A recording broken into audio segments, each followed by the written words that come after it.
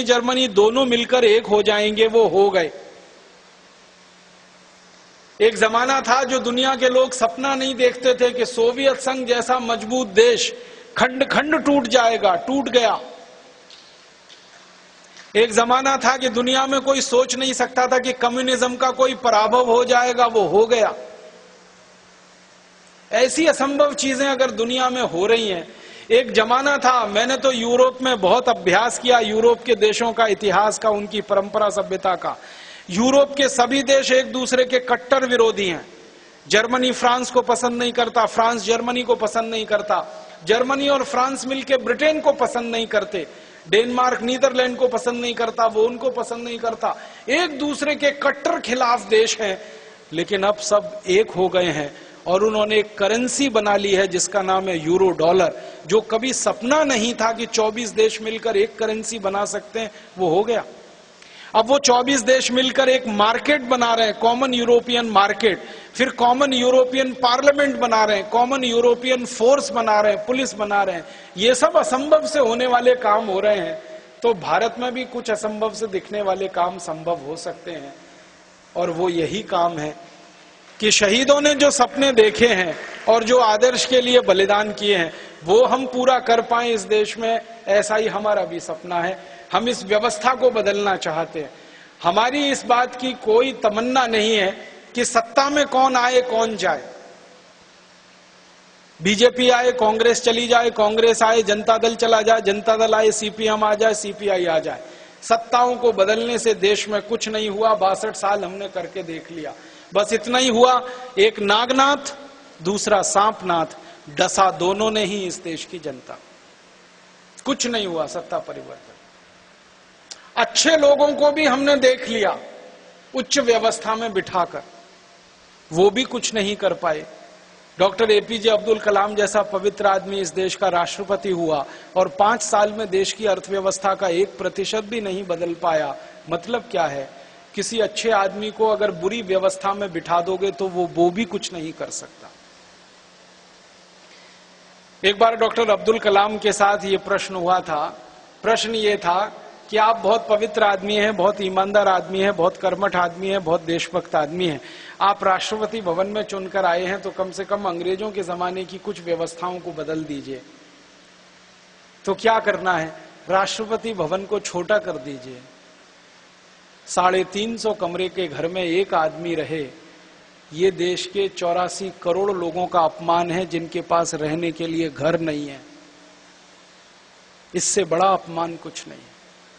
एक आदमी 350 कमरे के घर में रहे और 84 करोड़ लोगों के ऊपर छत भी ना हो रहने के लिए इस देश में।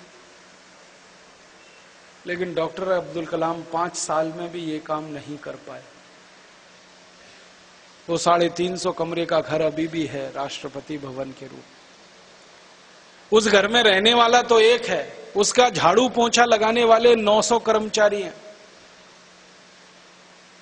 एक आदमी रहता है, 900 लोग उसकी सेवा में हाजिर हैं। खाना खाने वाला एक है, खाना बनाने वाले 24 हैं। कपड़ा पहनने वाला एक है, कपड़े धोने वाले 18 लोग हैं। और मैंने एक दिन सोचा था कि 350 कमरे के घर में एक आदमी कैसे रह सकता है। एक दिन एक कमरे में सोए, दूसरे दिन दूसरे में, तीसरे दिन तीसरे में, चौथे दिन चौथे में, तो भी पहले कमरे का नंबर 1 साल के बाद आता है।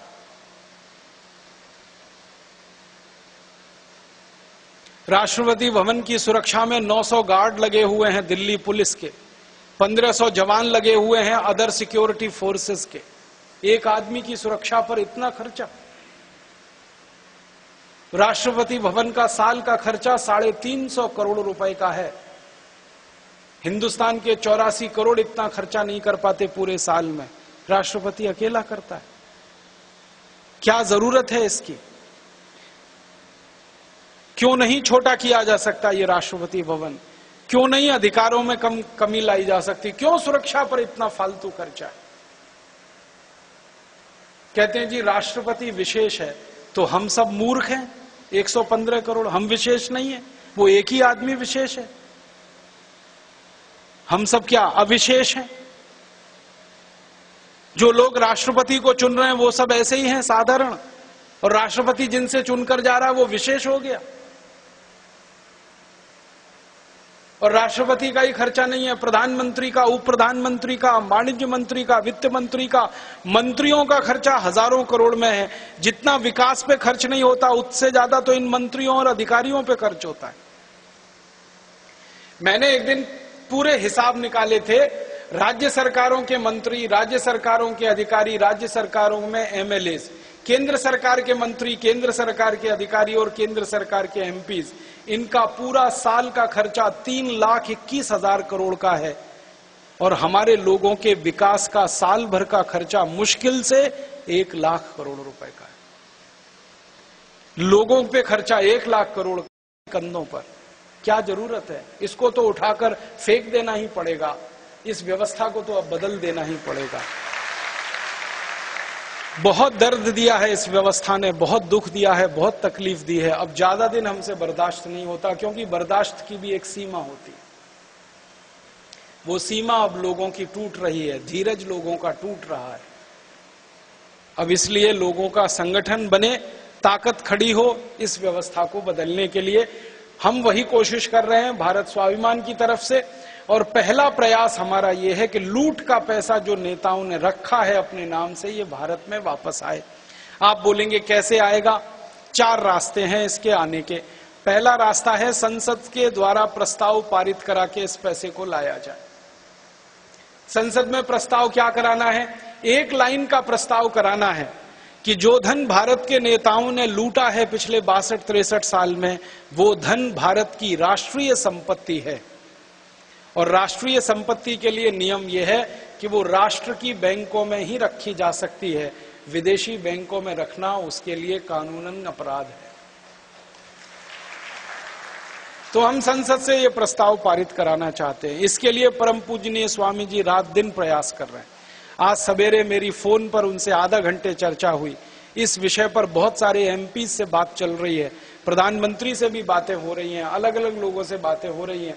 किसी भी तरह से ये संसद में प्रस्ताव आए, और ये प्रस्ताव जिस दिन संसद में आएगा तो आपको सूचना होगी, जानकारी होगी। आप जरूर देखना टेलीविजन पर, और आप ये देखना कि इस प्रस्ताव का विरोध कौन कौन हरामी नेता कर रहा है।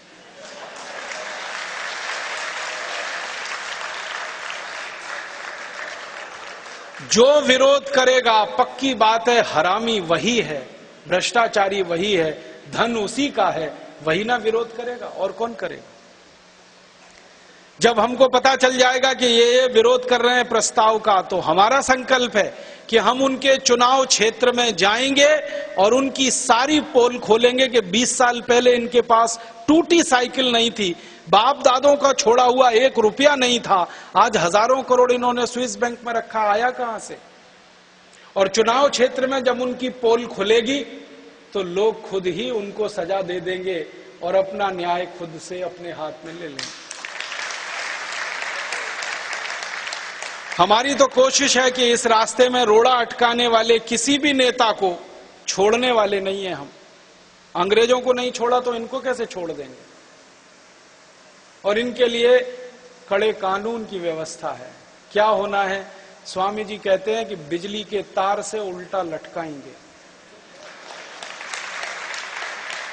और नीचे आग जलाकर उसमें मिर्ची का पाउडर झोंकेंगे।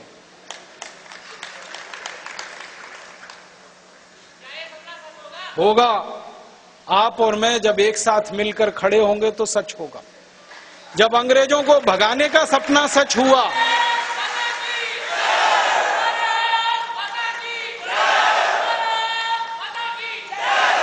जब अंग्रेजों को भगाने का सपना सच हुआ, तो इन काले अंग्रेजों को भी भगाने का सपना सच होगा। बस कुछ समय का फेर है।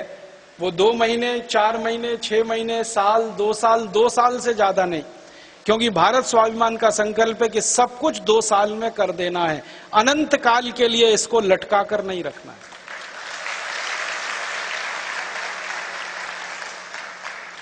संसद में अगर नेता मान जाए, प्रस्ताव पारित हो जाए, कानून बन जाए, तो स्विट्जरलैंड से ये पैसा चुपचाप आ जाएगा।